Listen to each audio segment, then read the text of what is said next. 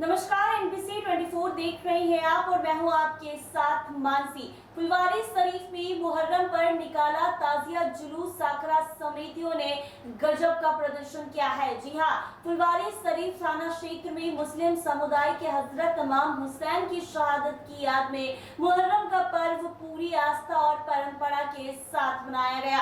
इस मौके पर नेवरा नौजवान कमेटी की अगुवाई में भव्य ताजिया जुलूस निकाले गए, जिसमें हजारों की संख्या में लोग शामिल हुए हैं। यह जुलूस स्थानीय मस्जिद से प्रारंभ होकर राष्ट्रीय गंज होते हुए बाजार से गुजरता हुआ करबला मैदान पहुंचा। वहां पर रीति रिवाज के अनुसार दुआ की अरदास की गई। आखरा समितियों ने कई तरह के करतब दिखाए। जुलूस के दौरान जगह जगह आखरा समितियों ने ताजिया और सिंपल का मिलान करते हुए अपनी कला और परंपरा का शानदार प्रदर्शन किया है। उन्होंने लाठी, डंडे, तलवार सहित पारंपरिक हथियारों से हैरत अंगेज करतब दिखाए हैं, जिसे देखने के लिए सड़क के किनारे भारी भीड़ उमड़ पड़ी।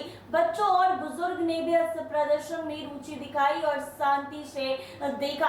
ऐसे में आपको बता दें कि सिटी एसपी भानु प्रताप सिंह ने बताया है कि मुहर्रम को लेकर फुलवारी शरीफ में 400 बल तैनात किए गए हैं। वहीं कैमरे से निगरानी की जा रही है। साथ में साइबर सेल को इतना कर दिया गया है कि आपत्तिजनक वीडियो पोस्ट की जाती है तो उन पर त्वरित कार्रवाई की जाएगी। ताजिया जुलूस के दौरान क्या कुछ कह रहे हैं लोग, वो जरा सुने आप लोग। आज मुहर्रम का 10 तारीख है। पूरे दुनिया में, पूरे भारत में मनाया जा रहा है। आज ही के दिन यानी कि मेरे हुसैन अपने सजदा में गर्दन कटा करके इस्लाम को बचाया है। इस्लाम हर जिंदा है, हर करबला के बाद। ये पूरे देश में, पूरी दुनिया में मनाया जा रहा है और ये एक सच्चा पर्व है और आपसी सब भाईचारा हम लोग मिल करके मुहर्रम मना रहे हैं। और यहाँ 2 बजे रात में फुलवारी शरीफ पे अखाड़ा यहाँ से नया टोला से निकलेगा, चौराहा होकर के करबला जाएगा और पूरे फुलवारी का अखाड़ा घूमते हुए नया टोला से होकर के करबला जाएगा। शांतिपूर्ण रहेगा, आपसी भाईचारा की तरह और बहुत धूमधाम से मनाया जाएगा। तो आपने सुना इन्होंने क्या कुछ कहा। सिटी एसपी भानु प्रताप सिंह क्या कुछ कह रहे हैं, वो जरा सुने आप लोग। मुहर्रम को लेकर सर क्या तैयारियां की गई? मुहर्रम को लेकर हम लोगों की पूर्ण तैयारी है और फोर्स का डिप्लॉयमेंट सब जगह हो गया है। इसमें थाना की लोकल पुलिस के अलावा पुलिस लाइन से भी फोर्स का डिप्लॉयमेंट किया गया है और इसके अलावा सीआरपीएफ का जो रैपिड एक्शन फोर्स की जो कंपनीज हैं उनको भी मंगाया गया है। जो संवेदनशील स्थल हैं उन सब पर हम लोगों ने अच्छी खासी संख्या में फोर्स का डिप्लॉयमेंट किया है और छतों पर भी हमारी फोर्स तैनात रहेगी।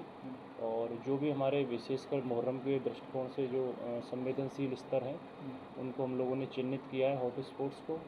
और जो समाज के सम्मानित और रेपुटेड लोग हैं सभी कम्युनिटी के, उन लोगों से भी संपर्क साधा है। उन लोगों का भी हमको सहयोग है, उनसे भी बात हुई है विशेषकर फुलवारी शरीफ एरिया में। और इसके अलावा हम लोगों ने उन लोगों से भी संपर्क साधा है जो दूसरी जगह से पश्चिमी क्षेत्र के अंतर्गत अगर जुलूस आ रहे हैं दूसरे थानों से भी, उनके जो एस्कॉर्ट्स ऑफिसर रहेंगे वो लास्ट तक उसको कराएंगे, वो बीच में नहीं जाएंगे। और इसके अलावा किसी आपात स्थिति के लिए भी हम लोगों ने तैयारियां पूरी कर ली हैं। अग्निशमन विभाग से भी हमारा कोऑर्डिनेशन है, साथ ही साथ उसमें मेडिकल्स की जो टीम्स हैं, अगर कोई ऐसी किसी के हताहत होने की सूचना अगर होती है तो हम लोगों का इमरजेंसी सर्विसेज भी उसमें पूर्णतः तैयार है।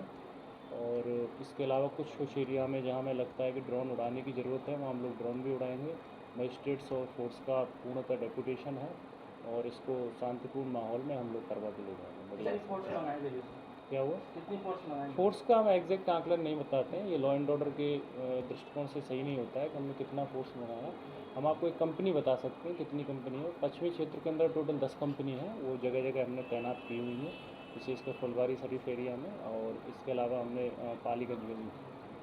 सर आईटी सेल का भी गठन किया गया जिस हाँ, तरह से ये आपत्तिजनक पहले से ही आईटी सेल 2 स्तरों से गठित की गई है। इसमें एसएसपी सर के स्तर से जो है 24x7 आवर्स मॉनिटरिंग करती है। इसमें सोशल मीडिया सेल जिसको बोलते हैं, और हमने आकर भी पश्चिमी क्षेत्र में अपने जो थाना, जितने भी थाना उसके अंतर्गत आते हैं उनके लिए एक अलग से यूनिट बनाई है। सोशल मीडिया प्रभारी हैं उनके, वो सारे भड़काऊ जो चीज़ें हैं या कहीं पर ऐसी कोई चीज़ जो आपत्तिजनक है, जो किसी धर्म विशेष की प्रतिष्ठा के खिलाफ है या उसको की मानहानि करती है किसी व्यक्ति की, उन सब पर नज़र रखी जाएगी। चाहे जो भी उसके फॉलोअर्स हैं, हम सभी पक्षों पर नज़र रखे हुए हैं और उनकी लगातार मॉनिटरिंग हो रही है। डीजे का है कि नहीं सर? डीजे पर पाबंदी है इसमें, और हम लोगों ने इसमें डीजे में के लिए जो लाइसेंस, जुलूस के लिए जो लाइसेंस दिया है उसमें साफ लिखा है कि डीजे का प्रयोग पूर्णतः प्रतिबंधित है। लाउड स्पीकर अगर चला रहे तो स्वीकार्य जो सीमा है उससे ऊपर कोई नहीं ले जाएगा।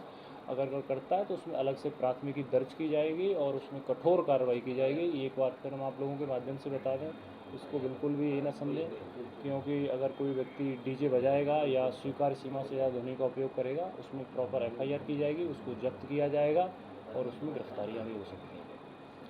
तो आपने सुना इन्होंने क्या कुछ कहा है। दानापुर से रजत कुमार की रिपोर्ट।